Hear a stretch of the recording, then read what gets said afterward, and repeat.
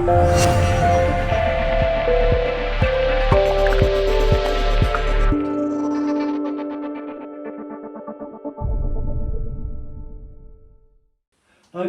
for this month's Kitchens and Bathroom News video, I'm going to draw on what I wrote about in my article, and I'm going to turn the tables. I'm putting you on that side of the desk, and I'm putting you in the shoes of the job seeker, and we're going to talk about the candidate experience and what people are currently suffering or feeling before, during and after interviews. Let me set the scene, right? You have lost your job from no fault of your own because of the pandemic. You are battling for your financial future, your family's welfare, and you want to keep your own mental health on track.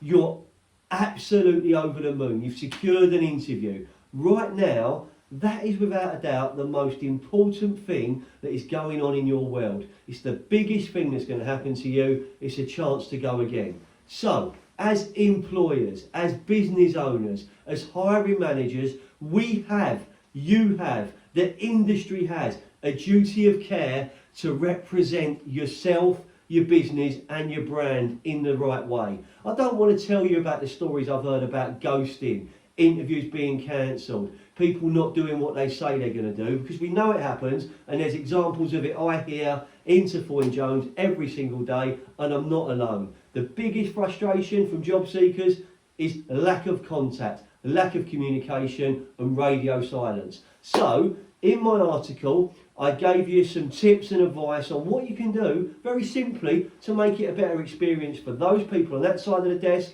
and yourself as an interviewer.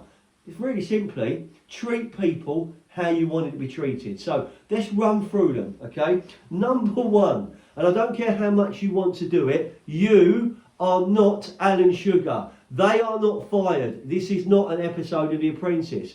Equally, they're not on Dragon's Den and they're not pitching to you. So relax, smile, make them feel welcome and engage with their personality, get to know them. And for the love of God, don't be lazy, all right? You'd expect the job seeker, the candidate, the person on that side of the desk to have prepared. So do your homework yourself. Think about how you're going to structure the conversation, how you're going to get to know them, how you're going to relax them, and make it meaningful, make it count, and make the experience actually pleasurable for both sides of the process. Also, it doesn't matter if it's a video, a virtual, or a face-to-face interview. Rapport, personality, and getting to know the real person will always improve the chances of improve your employability or their employability, and you'll get to see whether this individual really wants the opportunity with your business, and you'll start to think about how they can add value. So be ready, be prepared, and do your homework. Treat someone how you'd like to be treated. Okay, before, during and after the interview, be clear and concise with your timescales, when they will receive feedback, when they will get a final decision.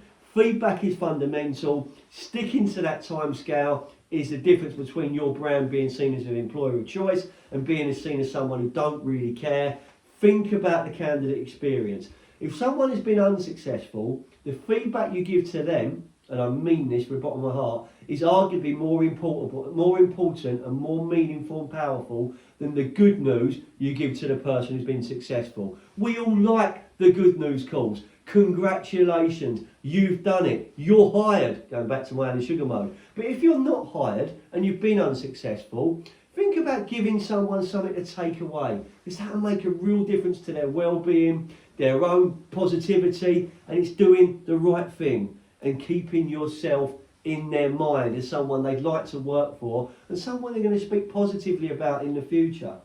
You'll then be remembered as an individual, an employer, a brand and a business that are doing the right thing. So it's actually as easy as treating people as you'd like your mum, your dad, your son, your daughter, your grandma, your next door neighbour or someone you care about to be treated. That's what I want to leave you with. And honestly, and I mean this, boys and girls, and the population of KBB, if, and I mean this, if we all take responsibility and we're transparent in our decision making, we communicate timescales almost overnight, the entire recruitment process and standards that are demonstrated on a daily basis will improve. We can make a difference overnight.